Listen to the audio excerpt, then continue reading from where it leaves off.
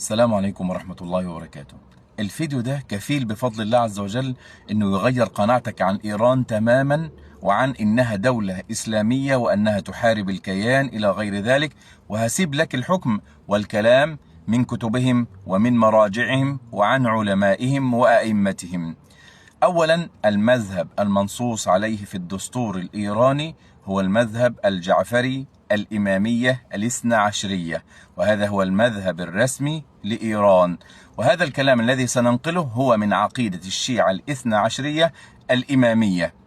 أولا، نحن عندهم أهل السنة يعني نواصب. لماذا سمونا نواصب؟ لأنهم يزعمون أننا ننصب العداء لآل البيت، ونحن والله نحب آل البيت ونترضى عليهم، ولكن لا نغلو فيهم ولا نعطيهم فوق حقهم ولا نعطيهم حق الله تبارك وتعالى، فلا نعبدهم ولا ندعوهم من دون الله عز وجل، ولا ندعي فيهم أشياء هي من حقوق المولى تبارك وتعالى. اسمع هذا من كلامهم.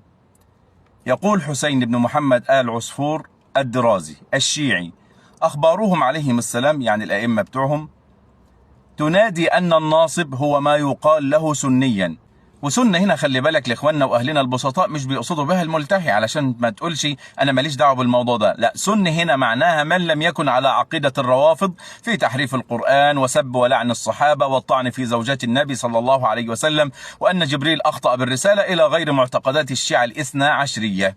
طيب، بيقولوا بقى إيه؟ يقول نعمة الله الجزائري في كتابه الأنوار النعمانية: إنا لا نجتمع معهم، أي مع أهل السنة، على إله ولا على نبي ولا على إمام، وذلك أنهم يقولون إن ربهم هو الذي كان محمد نبيه وخليفته من بعده أبو بكر، ونحن لا نقول بهذا الرب ولا بذلك النبي، بل نقول إن الرب الذي خليفة نبيه أبو بكر ليس ربنا ولا ذلك النبي نبينا.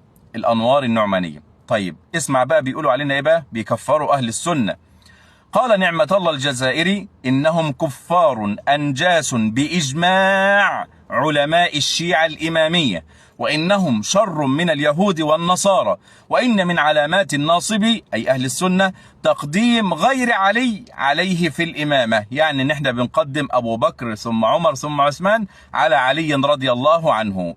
طيب، قال الكليني: إن الناس كلهم أولاد زنا ما خلا، أي ما عدا شيعتنا، يعني كل الناس أولاد زنا إلا هم. طيب اسمع بقى، بيقولوا بقى عن أموال ودماء أهل السنة. روى محمد ابن علي ابن بابوية عن داود بن فرقد قال: قلت لأبي عبد الله عليه السلام: ما تقول في قتل الناصب؟ طبعا الناصب احنا عرفنا معناها عندهم.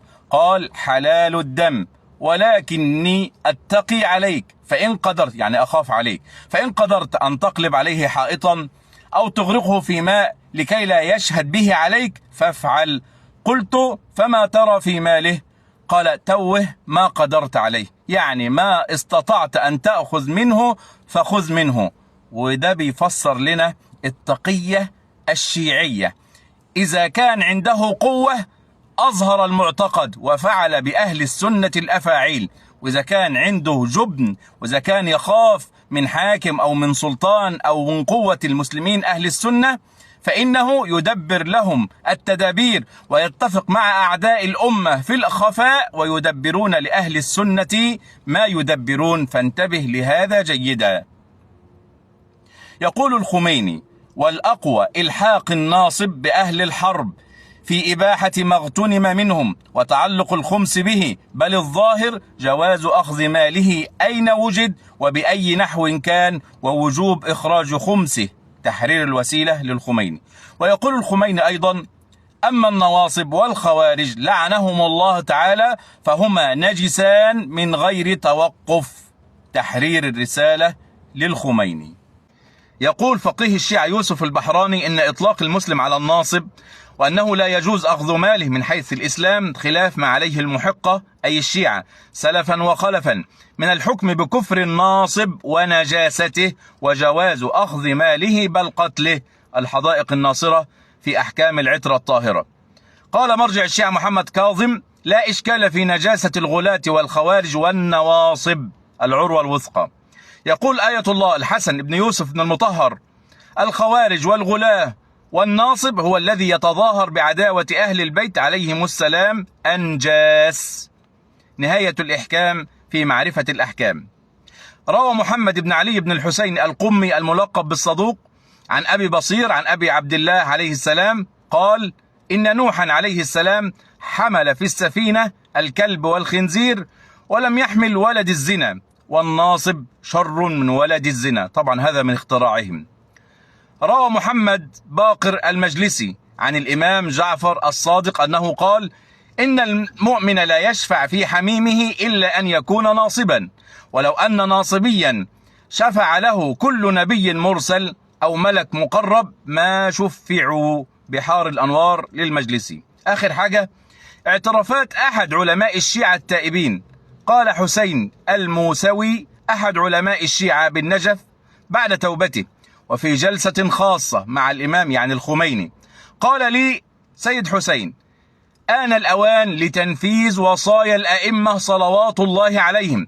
سنسفك دماء النواصب ونقتل أبناءهم ونستحيي نساءهم، ولن نترك أحدا منهم يفلت من العقاب، وستكون أموالهم خالصة لشيعة أهل البيت، وسنمحو مكة والمدينة من على وجه الأرض، لأن هاتين المدينتين صارتا معقل الوهابيين، ولا بد أن تكون كربلاء أرض الله المباركة المقدسة قبلة للناس في الصلاة، وسنحقق بذلك حلم الأئمة عليه السلام.